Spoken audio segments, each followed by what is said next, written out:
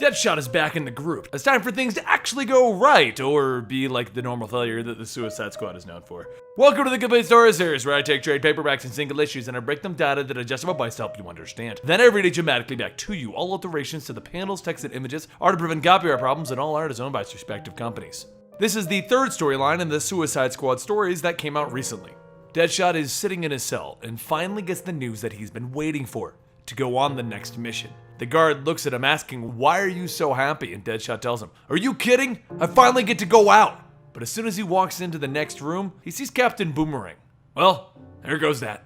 Amanda sits Deadshot, Boomerang, and Black Manta down and explains that there is a group of assassins that broke away from the League of Assassins going by the name of the League. The League felt that Ra's al Ghul's League of Assassins were getting soft. So they separated into their own group and have been getting their hands dirty while killing people, even in broad daylight. The intelligence that they have shows that this group is acquiring all kinds of black market tech from American super criminals. So Suicide Squad's mission is to join the ranks, find out what kind of weapons they have, and then kill everyone as they get out. They'll also have 3 other members assisting them on their escape: Harley Quinn, Reverse Flash, and Parasite. Boomerang asks, "Who's Parasite?" And Deadshot tells him he's kind of like what would happen if Grimace and a Nightmare were to get together. Who the hell is Grimace?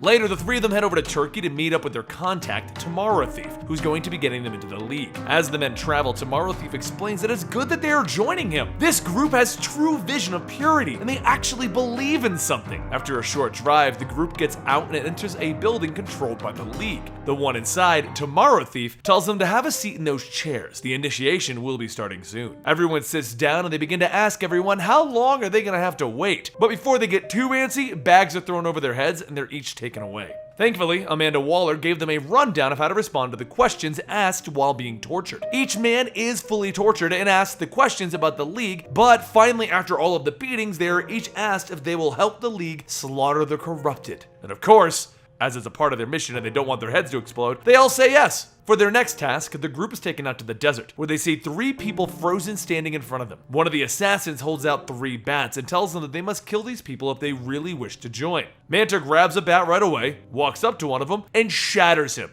Then Deadshot and Boomerang do the same thing. The assassin tells them, "Good, very good.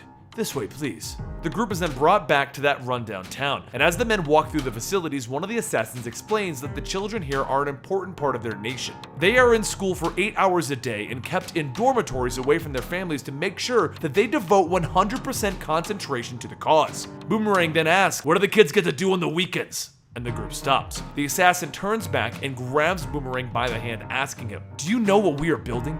We're building a new world!" He then slams Boomerang to the ground, and Manta says that there is no other way. They can't have any other distractions. Back in the penitentiary, Sage walks over to Bonnie's office and tells her that he's feeling a bit terrible. He's been working here for a while now and he absolutely knows nothing about how this place works. Would she mind giving him a quick tour? Bonnie, who is Amanda Waller's assistant, begins to take him around the prison and then takes him to their server room. Bonnie explains that this place is the central hub for everything that goes on here. She doesn't know how it all works, but thanks to the Pearl Group, they designed and built this entire facility. Before Bonnie can go any further, she hears her name being called by Amanda. Amanda Waller asks what they're doing down in the server room, and Bonnie explains that she was giving Sage a tour. Waller then tells Sage that he is needed elsewhere to look over some potential team members right away. But as Sage leaves, Waller pulls Bonnie aside, telling her they can't trust Sage. He's plotting something. Bonnie tries to state that he actually seems pretty interested, and plus, he's gotten a lot friendlier since their first argument. But Waller says that she doesn't think Bonnie is this stupid, so when is she finally going to realize how awful everyone is? Back at the League stronghold, the assassin explains that they will all be heading over to where they are attempting to synthesize Lazarus pits so that they can destroy it. Man doesn't live forever. Man was meant to die. Lazarus pits are blasphemy. 5 minutes later, back inside their room, Boomerang says that it might be time for them to leave and find out where the armory for the League is. "We just need to kill as many of these whack jobs as we can and go back to the friendly confines of our prison." Manta tells them that they can't. They haven't even seen the leader of the League yet. There's more going on here than they are assuming right now. So they need to stay until the mission is over. And Boomerang comments that it's almost as if Manta likes it here. Manta tells him, "Well, I don't hate it." Boomerang storms off telling everyone that he's gonna go for a walk. Later though, Manta rides with the assassin from earlier to monitor everyone and make sure that they are inside for their curfew. But that's when the group hears him yelling from the child's dorm. When Manta and the assassins get there, they find Boomerang playing with the kids, telling them that he thought they could use a little recess. The assassins all pull out their weapons and they all grab onto Boomerang. And then one assassin asks, "What kind of cancer did you bring here?" But before the assassins can do anything, Manta fires a blast at Boomerang and then beats him up. Manta tells Boomerang that he has corrupted the youth, and when the assassin asks him what the punishment should be, Manta responds and tells him, "Death." The next morning, Deadshot runs outside to see the assassins begin to move out on the facility. Deadshot jumps on the truck with Manta and he asks, "Hey, where's Boomerang?" And Manta tells him that Boomerang's been incarcerated. He was corrupting the children. Deadshot states that you might want to be a little more specific about corrupting, and Manta tells him that he should be more focused on the mission on hand than some social pollutant. Social pollutant? Where is he getting this stuff? Deadshot says. Over at the refinery, the men begin to rally, knowing that Saladin and his league are on the way. But before long, the league reaches the doors of the refinery where they're going to make more Lazarus pits and begins blasting their way in. An all-out war erupts as the league and the Pearl group begin to fight. Deadshot tries to take a shot, but he ends up not hitting anyone because of his prior injuries from the very first adventure. Just before he can take some medicine to calm his nerves, an explosion goes off, knocking the pill away, and when he looks up, he sees Harley Quinn, Reverse Flash, and Parasite. Deadshot asks them what the hell are they doing here, and Reverse Flash explains that they're actually here to stop Deadshot, Manta, and the League from destroying the refinery.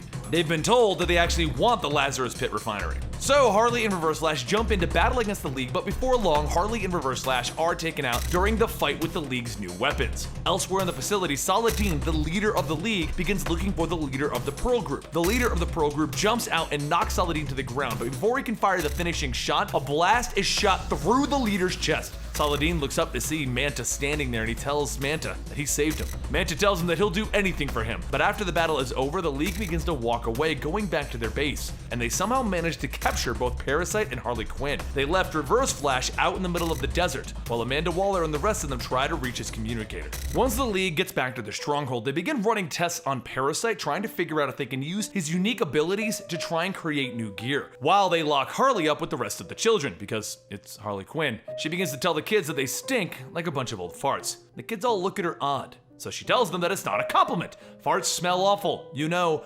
farts. The continues continue to stare at her, so she puts her hands over her mouth, making a fart sound. The kids begin to laugh, and then Harley keeps doing that just to make the kids laugh. Over in the armory, Saladin walks with Manta, telling him that he wanted to show him something, the thing that they're going to be using to change the world. This is it. Manta's finally going to discover what the League is going to do to propel their mission forward. He's met the leader of the group. He is able to finally complete his Suicide Squad mission, and Saladin shows him the time bomb. With everything that they've been gathering on the black market, they've managed to create a bomb that will send anyone anywhere that they want. Not only will they destroy their enemies, they will send them back to the Stone Age. Out in the desert though, Reverse Flash tries to run, but with all of the injuries that he's been sustaining, including the one of his knee being blown out in the last adventure, he can't run very fast. But he does begin to pick up something on his comm. He overhears Amanda Waller trying to reach him, and then he tries to respond, but they can't hear him.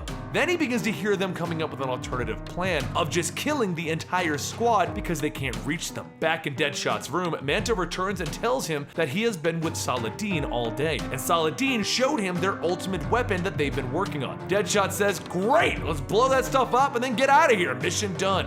Manta looks back and tells him, "I'm not going to do that, and also, I'm not leaving. These people are restarting the world, destroying the corrupt governments. All that stuff will change." And Deadshot tells him that he's just desperate for some kind of purpose, so he's willing to join whatever group will give him that. Deadshot then leaves and steps out front where he smokes a cigarette, talking to one of the children. He tells them that not many people know this, but he has a daughter, about this kid's age. He could easily just go to the extraction point and leave, but then he thinks about his daughter and he wonders what she would think. He flicks his cigarette and he says fine. He's gonna go save Captain Boomerang. Back in the holding cell, Harley is playing with the children to the point that their loud noises cause one of the guards to come and check on them. The guard looks around and asks, "Where did the clown girl go?" Then he looks up and Harley jumps on him, taking his sword and slicing him over and over. Now with the guard dead, everyone can leave, but Harley looks up and sees the kids staring at her, scared. During this, Manta goes to see Saladin, telling him that he wants to explain himself. He wants to join the cause, and he needs to tell him that he was sent here under false pretenses. He was sent here by the United States government to kill him. So, can Saladin ever forgive him? Back in the village, Reverse Flash makes his way back into town, and when he looks around, he sees some of the kids wandering alone. He asks them what happened here, but the kids don't say anything, and they start throwing rocks at him. Reverse Flash then heads over to the door that the kids came out of, but as they continue to throw rocks at him, he overcharges himself to scare the kids off, and he wonders, what are these kids up to? He then turns and looks down the hallway to see a group of dead bodies, and Harley sitting in one of the cells. Reverse Flash asks her, what happened? And Harley tells him, I just kept killing the guards, it was hilarious!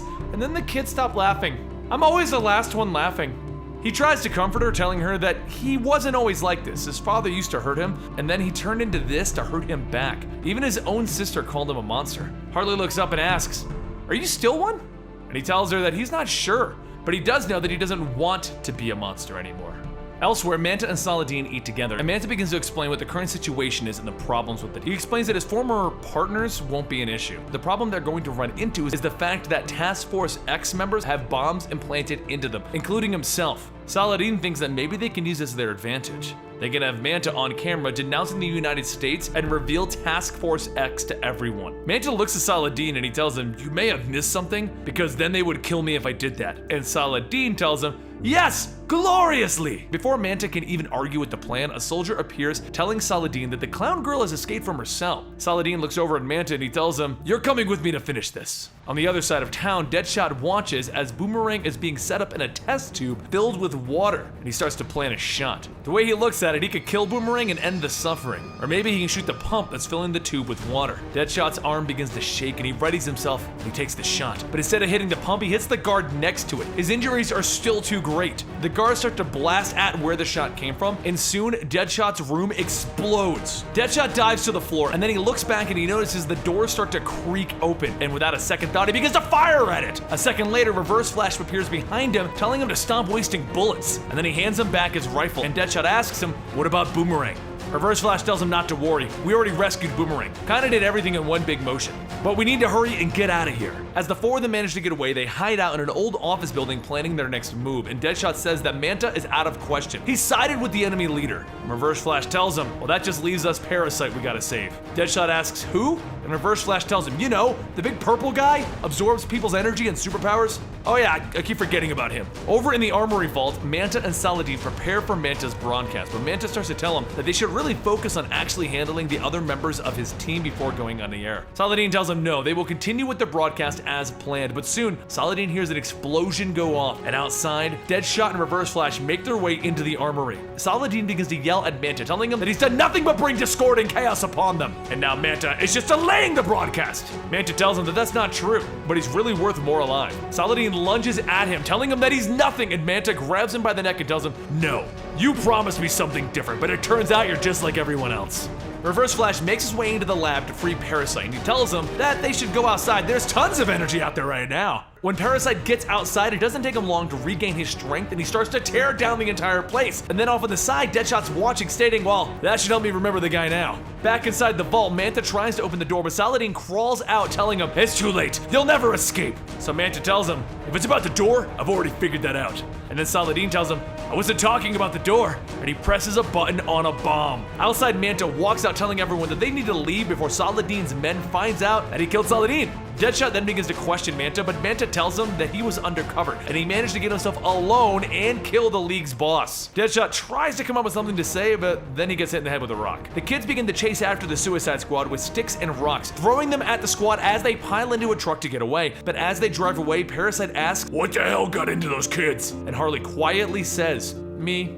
Inside the cab of the truck, soon they'll all be a bunch of dinosaurs problems. But Manta goes on to state that the leader did manage to set off their secret weapon. It's a bomb that is going to send things back to the Stone Age. Reverse Flash realizes that there are still people there, and Deadshot tells him, I'd like to help too, but at this point there's nothing we can do. Everyone begins to agree with Deadshot that it's really pointless to go back, they're all going to die. But Reverse Flash tells him, no, I'm not gonna be a monster. and everyone is worth saving. Reverse Flash jumps out of the back of the pickup truck and he begins to run back. He grabs a hold of the bomb, and then he starts to make his way into the ocean to throw the bomb, but as he runs back out there, he begins to lose his balance and he trips, falling into the water. The bomb begins to go off, and he tries to swim away, but the blast is too big, and it swallows up Daniel West, Reverse Flash. Back at Belle Reve, Bonnie reports to Amanda that the mission was a success. They did have one casualty though. Reverse Flash was lost, unfortunately. Amanda looks at Bonnie and tells her she knew something was up with Sage. She just received word that she is now to be out on the missions with the team from now on. As Amanda leaves, she tells Bonnie that she'll have to watch Sage, prove to her that she is not worthless. However, back in Saladin's stronghold, members of the Pearl Group go through and find one of Saladin's men alive. And the man says that this is a fantastic find for them. Soon, Task Force X's days will surely be numbered. And that brings us to the conclusion of this chapter of the Suicide Squad. Now, if you've been following along, you know that the team likes to rotate out, so this is probably the end of Reverse Flash. We're bringing you more of the Suicide Squad very soon. I hope you guys enjoy them as much as I do, because I've always been a huge fan of the Suicide Squad, but I've been literally sitting on all of these stories so I can bring them out around the movie for you guys. Don't forget to follow me on Twitter at Comicstorian and Instagram at Comicstorian, and I'll see you guys next time right here.